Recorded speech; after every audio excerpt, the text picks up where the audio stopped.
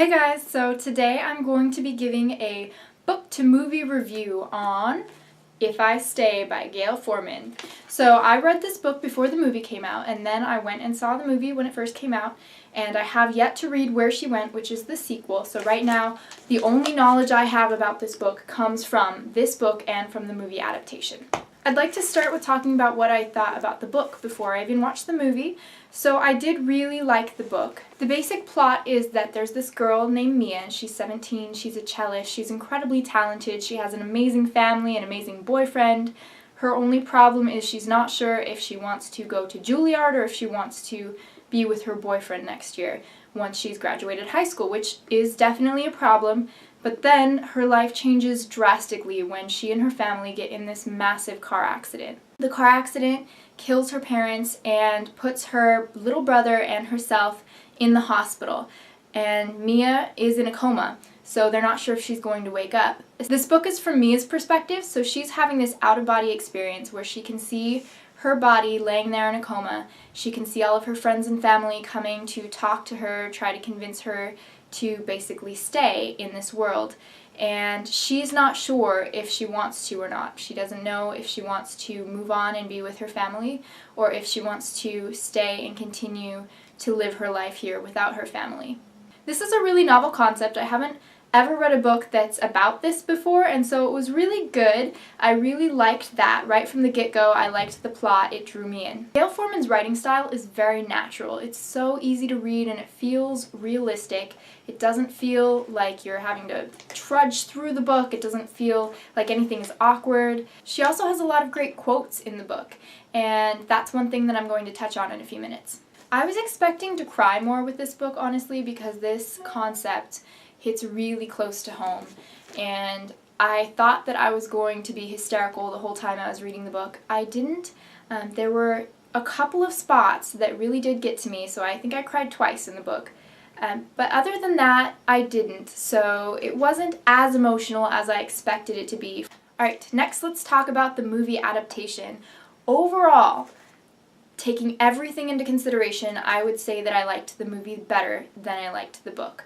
However, I will continue to read more Gayle Forman. I do have a couple more of her books that I'm planning on reading in the near future. So first, let's talk about the actors.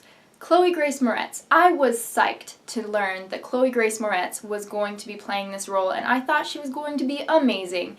Chloe Grace Moretz in Kick-Ass, can I just say, she was incredible. She's such a talented actress, and I thought that she was going to pull this role off just so well.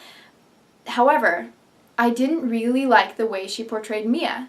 I felt like she didn't really have enough emotion considering what she was going through. There were a couple of points in the movie where she got really emotional, but it wasn't enough to make me get emotional.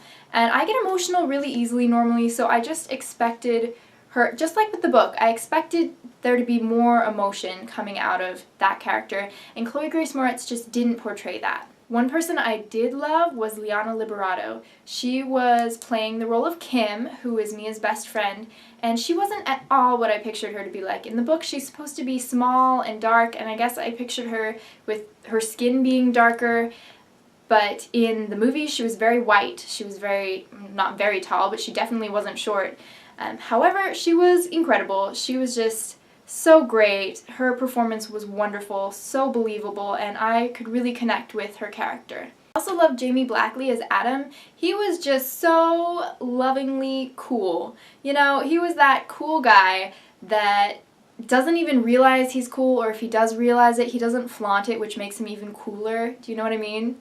Yeah. The two people that played Mia's parents were also really great. They were really funny. They were like the comic relief of the whole movie, and I was sad that their characters had to be bumped off because they were really cool. Most of the casting was excellent. I just wasn't super enamored with Chloe Grace Moretz's performance, but I'm still excited to see her as Cassie in The Fifth Wave. She's going to be in the movie adaptation of that book, which is such a great book, so I think because that character is a little bit more kick-butt, she'll be really great. They definitely changed some things for the movie that I thought were changed for the better. Most notably to me was Adam's character. Adam got to incorporate so many more romantic gestures in the movie than he did in the book, especially at the end. This came into play at the end when he came to Mia when she was just about to give up, and he wrote her this song and he sang it for her. I like this so much more than the way it was done in the book, which was just the music bringing her back to life, because realistically I feel in life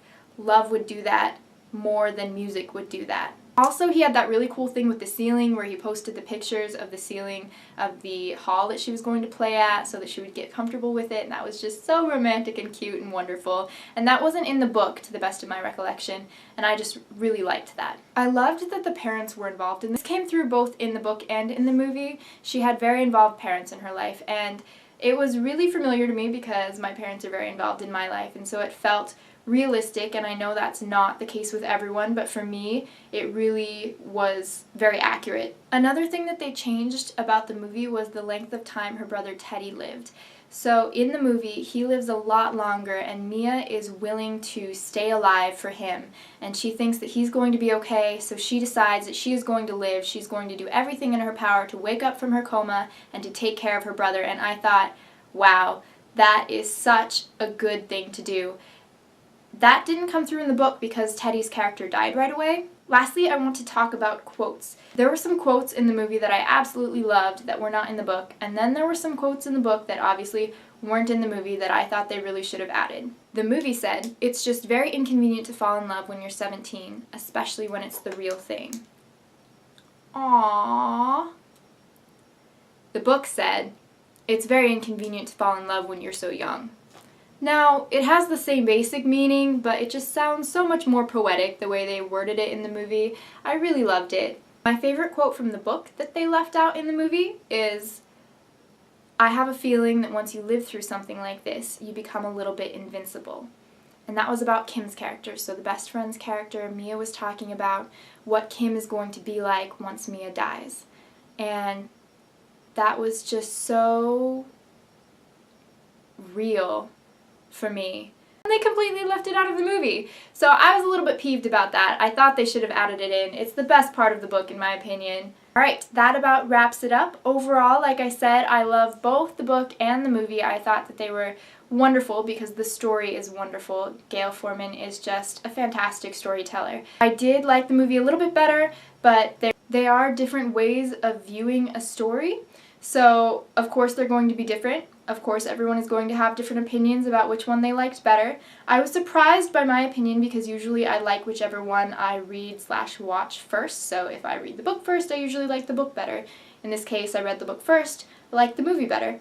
So that goes to show that the movie was really well done. Definitely check it out if you're looking for a lot romantic, a little bit sad, a little bit different teenager story. Alright, thanks for watching. Stay happy, stay healthy. Bye guys.